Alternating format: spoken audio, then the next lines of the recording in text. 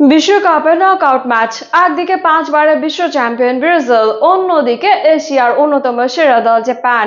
সবাই ভেবেছিল ব্রাজিল সহজেই জিতে যাবে, কিন্তু মাঠে দেখা গেল সম্পূর্ণ ভিন্ন চিত্র। শেষ পর্যন্ত ইনজুরি টাইমের গোলে নাটকীয় জয় তুলে নিয়ে কোয়ার্টার ফাইনালের পথে এগিয়ে গেল সেলেসাওরা। এ নিয়ে বিস্তারিত থাকছে প্রতিবেদনে। ম্যাচের শুরু থেকে জাপান দেখিয়ে দেয় তারা শুধু রক্ষণ করতে আসেনি, বরং দুর্দান্ত প্রেসিং, দ্রুত কাউন্টার অ্যাটাক আর নিখুঁত পাসিং এ ব্রাজিলকে চাপে ফেলে দেয় তারা। 29 মিনিটে সেই চাপেরই ফল আসে। কাইসু সানোর গোলে এগিয়ে যায় জাপান। প্রথমার্ধে ব্রাজিলের তারকা আক্রমণ ভাগকে কার্যত নিষ্ক্রিয় করে রাখে জাপানের ডিফেন্স। বিরতিতে স্কোর লাইন ছিল 1-0। দ্বিতীয়ার্ধে বদলে যায় ব্রাজিল। কোচ কার্লো আনচেলত্তির কৌশলগত পরিবর্তনের পর আক্রমণের গতি বাড়ে। 55 মিনিটে কর্নার থেকে হেডে সমতা ফেরান অধিনায়ক কাসেমিরো। ম্যাচে ফিরে আসে ব্রাজিল। এরপর দুই দলই জয়ের জন্য লড়াই চালিয়ে যায়। জাপানের গোলরক্ষক ও রক্ষণভাগ একের পর এক আক্রমণ ঠেকিয়ে দিচ্ছিল।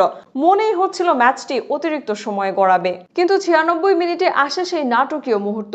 গ্যাব্রিয়েল মার্টিনেলি বক্সের ভেতর সুযোগ পেয়ে ঠান্ডা মাথায় বল জালে পাঠিয়ে দেন। শেষ বাঁশি বাজার আগে 2-1 ব্যবধানে এগিয়ে যায় ব্রাজিল, আর সেই গোলে নিশ্চিত হয় তাদের জয়। এই জয়ের মাধ্যমে ব্রাজিল শেষ 16তে উঠে গেল। পরের ম্যাচে তাদের প্রতিপক্ষ হবে নরওয়ে অথবা আইভরি কোস্টের বিজয়ী দল। তবে এই ম্যাচে জাপান হারলেও তাদের সাহসী ও শৃঙ্খলাপূর্ণ পারফরমেন্স বিশ্বজুড়ে প্রশংসা কুড়িয়েছে।